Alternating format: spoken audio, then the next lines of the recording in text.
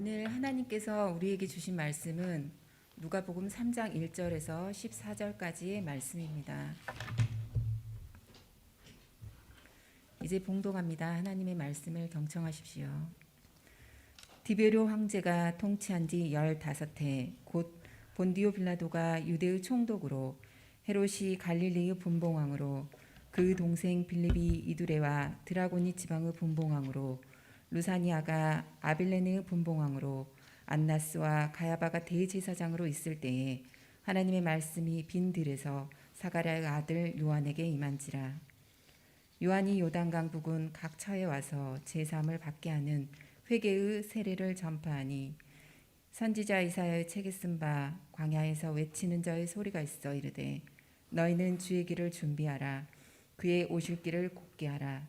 모든 골짜기가 메워지고 모든 산과 작은 산이 낮아지고 굽은 곳이 곧아지고 험한 길이 평탄하여질 것이요 모든 육체가 하나님의 구원하심을 보리라 함과 같으니라. 요한이 세례받으러 나아오는 무리에게 이르되 독사의 자식들아 누가 너희에게 일러 장차 올 진노를 피하라 하더냐.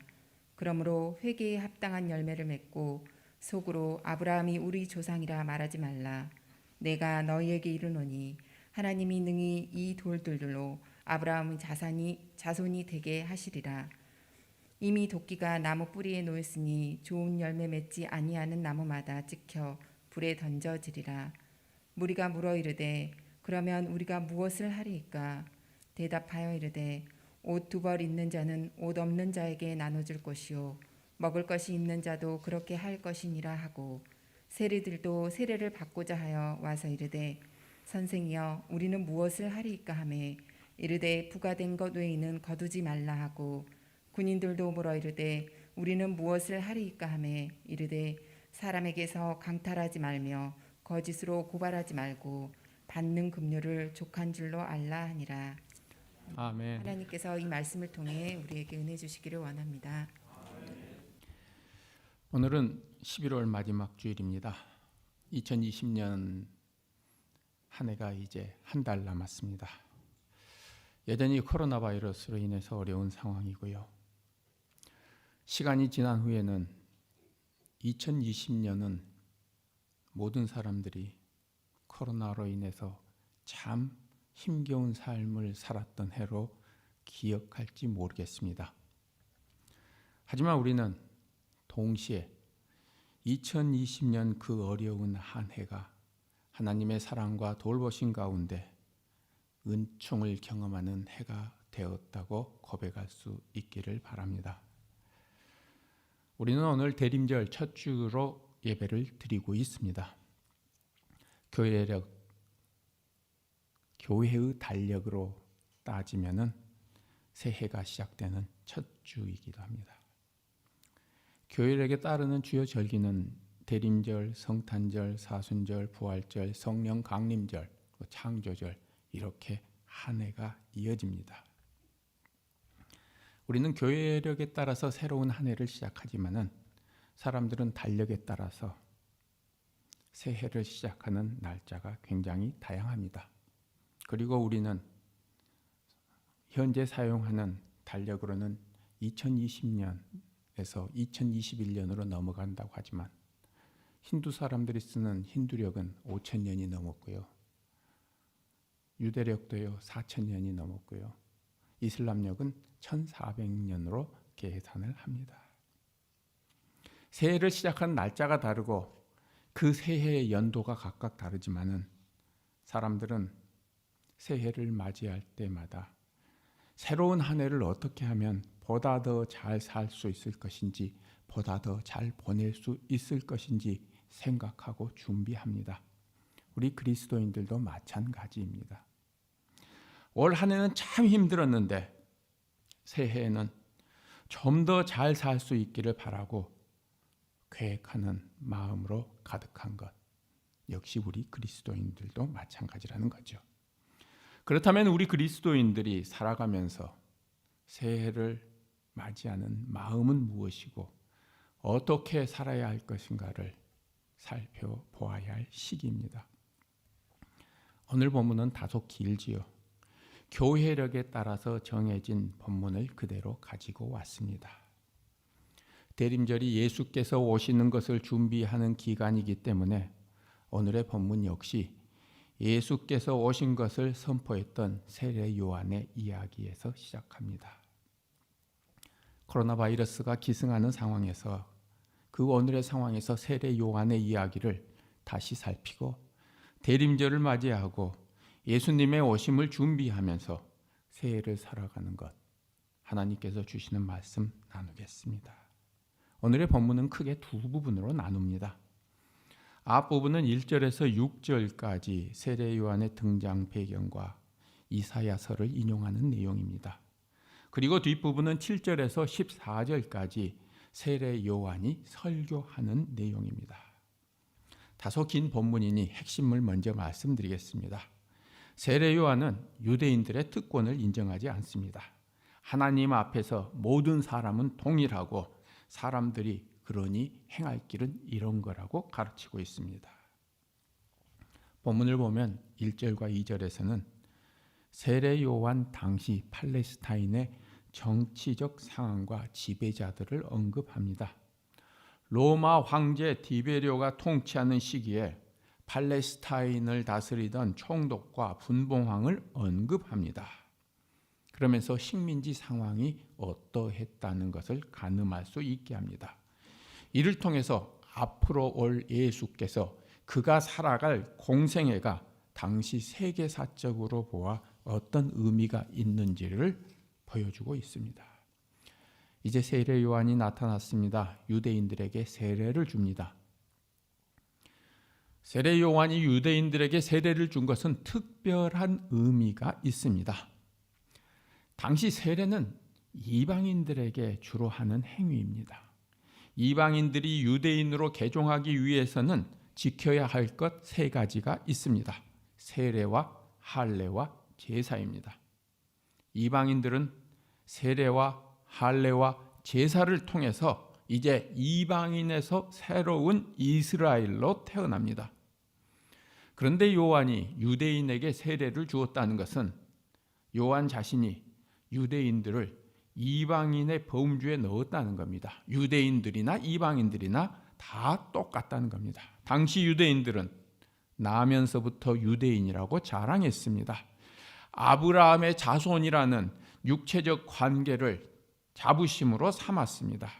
그런데 요한에게 이런 것은 아무런 쓸모가 없으며 언약의 표시인 할례도 더 이상 쓸모가 없다는 겁니다. 유대인이건 이방인이건 누구든지 회개의 세례를 통해서 언약을 다시 확증해야만 한다는 겁니다. 유대인이라 할지라도 회개하고 세례를 받지 않는 한 어느 누구도 하나님의 나라에 들어갈 수 없다는 것이죠. 이렇게 요한이 주었던 물의 세례는 죄를 용서받는 세례였습니다.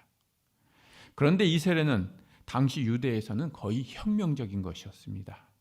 왜냐하면 유대에서 죄를 사하는 것은 예루살렘 성전을 중심으로 해서 제사장들이 제물을 통해서 제사를 지내고 나서 죄를 선포하는 것이었기 때문입니다. 그런데 요한은 성전에서 제사를 통해서 죄를 사하는 것 대신에 이스라엘 백성이 출애굽하면서 하나님께서 임재하신 것을 경험했던 광야에서 물로 세례를 통해서 죄 사함을 이야기합니다. 예루살렘이 아닌 광야에서 제물이 아닌 물 세례를 통해서 죄 사함을 선포하면서 세례 요한은 유대인의 혈통 자랑이나 유대인의 특권을 없앱니다. 유대인과 이방인 사이에 아무런 구별이나 차별이 없다는 것을 드러내고 있습니다. 세례를 통해서 세례 요한은 유대인과 이방인의 구별을 없애고 하나님의 구원과 심판은 모든 사람들 앞에 동등하게 열려 있다고 가르치고 있습니다. 이어지는 4절에서 6절은 이사야서 40장 3절에서 5절을 전체 인용하고 있습니다. 모든 골짜기가 메워지고 모든 산과 작은 산이 낮아지고 굽은 것이 곧아지고 험한 길이 평탄하여질 것이라고 합니다. 이 구절은 오늘 본문 앞에 있는 누가복음 1장 52절의 이야기, 권세 있는 자는 내리치고 비천한 자를 높이셨다는 구절을 상기시킵니다. 또한 6절에서 모든 육체가 하나님의 구원하심을 보리라는 이 구절은 모든 사람에게 구원이 보편적으로 드러날 것이라는 걸 강조하고 있습니다. 메워지고 낮아지고 고다지고 평탄해질 것이라는 것은 존재하는 모든 것이 동일한 상황에서 구원을 기다릴 것이라는 걸 함축합니다. 저는 코로나 상황에서 이 구절을 다시 읽었을 때 크게 눈에 띄는 게 있었습니다. 메워지고 낮아지고 고다지고 평탄하여질 것이다. 골짜기가 메워지고 크고 작은 산이 모두 낮아지고 굽은 것이 반듯해지고 험한 길이 평탄해져서 결국 모두 비슷해진다는 구절입니다. 코로나 앞에서 우리들의 모습이 보였습니다. 코로나 바이러스는 사람이나 시간이나 장소를 구별하지 않습니다.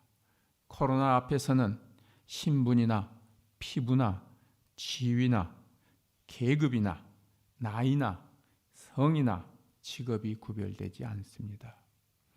코로나는 주의를 구별하지 않습니다. 코로나는 추수감사절을 구별하지 않습니다. 코로나는 잠자는 시간을 구별하지 않습니다. 코로나는 예배당을 구별하지 않고 시장을 구별하지 않고 학교를 구별하지 않고 카페를 구별하지 않고 식당도 구별하지 않습니다. 말씀을 선포하는 목사라서, 아픈 사람을 치료하는 의사라서, 나라를 지키는 군인이라서, 아이를 돌보는 엄마라서, 곡식을 키우는 농부라서, 시험을 봐야 하는 수험생이라고 예외를 두지 않습니다. 코로나 앞에서는 특별히나 예외가 적용되지 않습니다.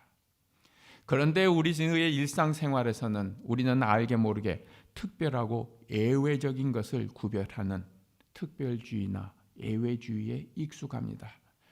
나 특별주의, 우리 가족 특별주의, 우리 학교 특별주의, 우리 교회 특별주의, 우리 직업 특별주의, 우리 회사 특별주의, 우리나라 특별주의를 이야기합니다. 이런 특별주의는 예외주의로 연결됩니다. 우리는 특별하니 우리를 예외적인 존재라고 이야기하고 그러니 예외적으로 취급해 달라고 합니다. 코로나 바이러스에게는 나만, 우리만, 우리 직업만, 우리 집단만, 우리가 있는 장소만 특별해서 구별해야 한다는 예외주의, 특별주의가 적용되지 않습니다. 코로나를 예방하기 위해서는 개인 위생에 철저하는 것, 손을 잘 씻고 마스크를 쓰는 일 등 모든 사람이 예외 없이 동일하게 하는 것이 최선입니다. 그런데 특별이나 예외를 인정하지 않는 상황이 코로나 바이러스에게만 적용될까요? 오늘의 본문은 하나님의 구원에도 특별이나 예외도 적용되지 않는다고 합니다. 하나님 앞에서는 그 어떤 존재도 특별하지도 예외적인 존재도 아니라는 것입니다. 저는 목사인이 특별합니다. 저는 신학대학에서 가르치는 교수인이 특별합니다.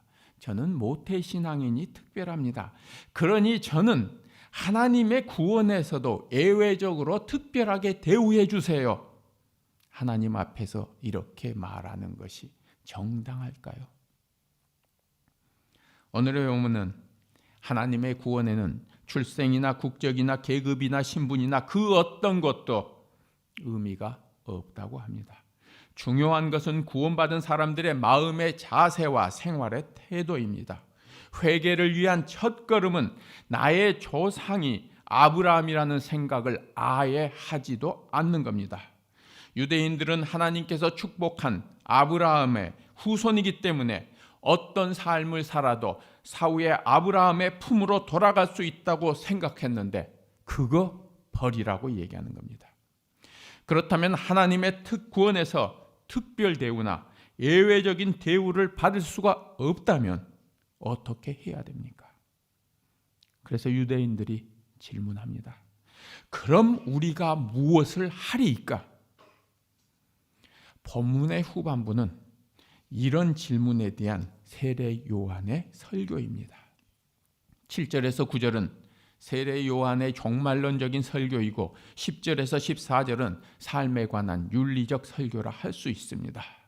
첫 번째 설교는 마태복음에도 소개되어 있습니다. 마태복음에서는 대상이 바리새인과 사두개인이지만 오늘의 본문에서는 보다 일반화시켜 무리라고 합니다.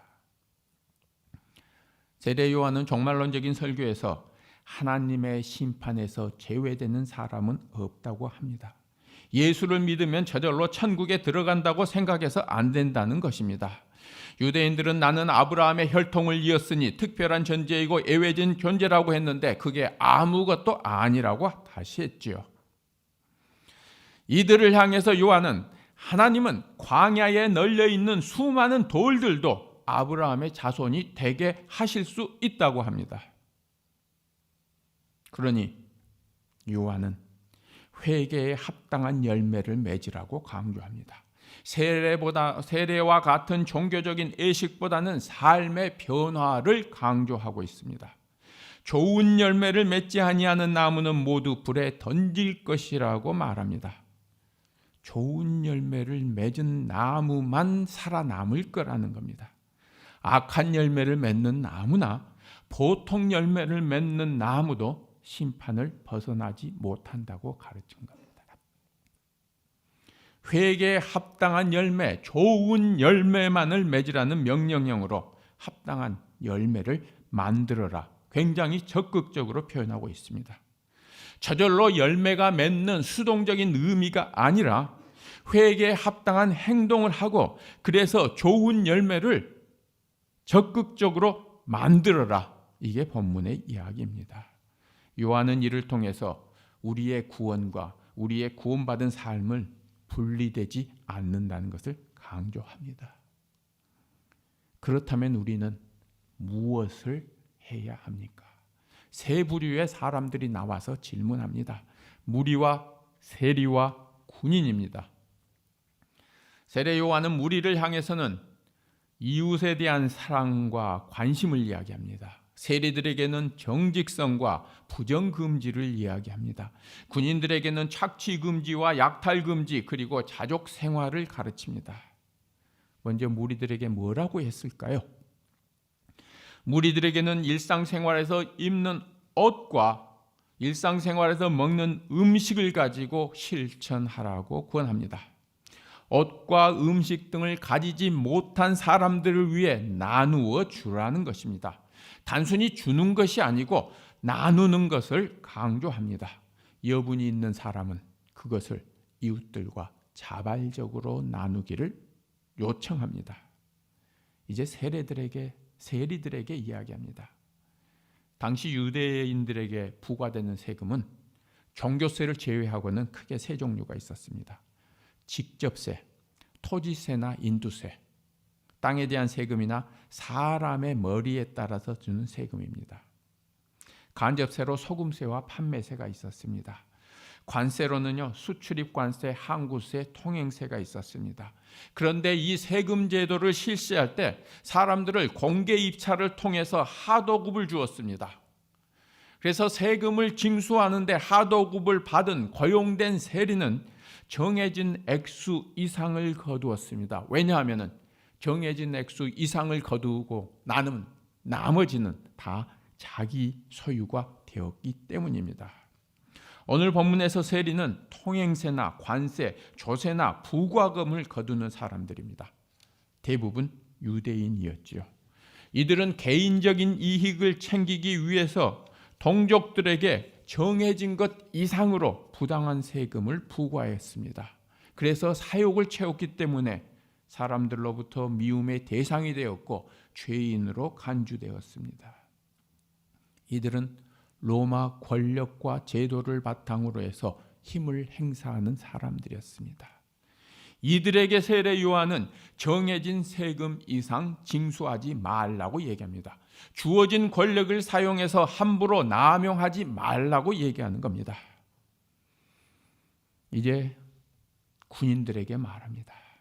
당시 팔레스타인은 로마의 군단이 없었습니다.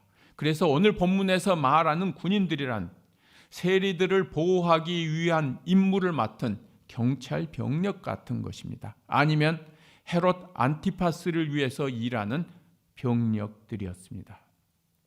요한이 권력과 무기를 가진 군인들에게 두 가지 금지 사항과 한 가지 권면을 합니다.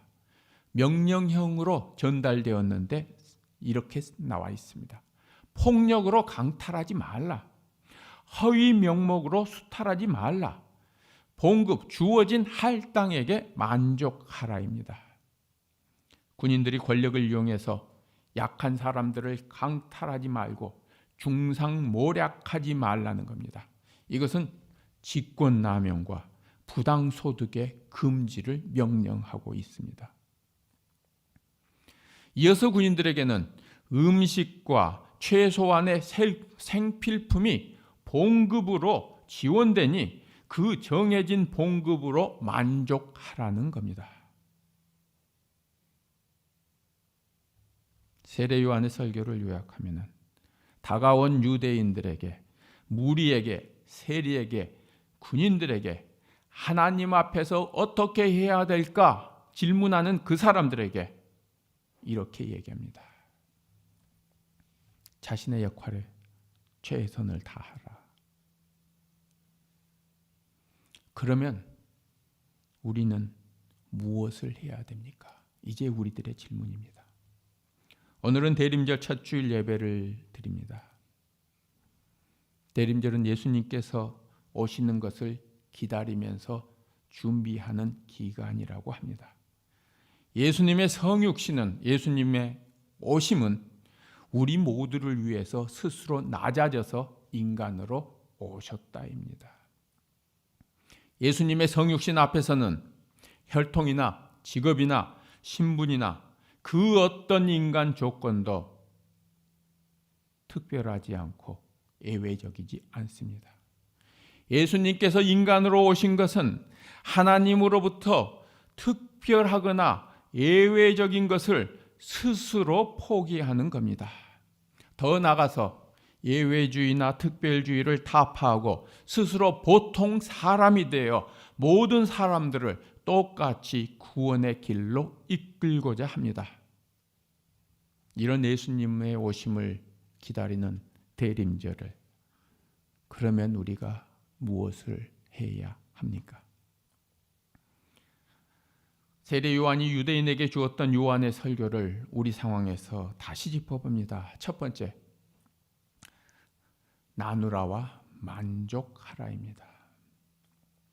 나누는 것은 내가 지닌 것에 대한 적절한 기준을 세우는 것이고, 나누기 위해서는 다른 사람의 처지를 헤아리고 마음을 이해하는 공감이 필요합니다. 처지를 이해하고 마음을 공감하고 함께 나누는 것은 사실 예수님의 성육신의 기본적인 의미라고 했습니다. 사람의 처지를 이해하고 우리의 마음을 함께 나누기 위해서 하나님으로부터 모든 권력과 특권과 영광을 버리고 인간으로 낮아진 겁니다. 그런데 우리들의 일상 삶은 어떻습니까? 많은 사람들이 더 많이 넘치게 모으다가 소비하고 버리는 것을 자연스럽게 생각합니다.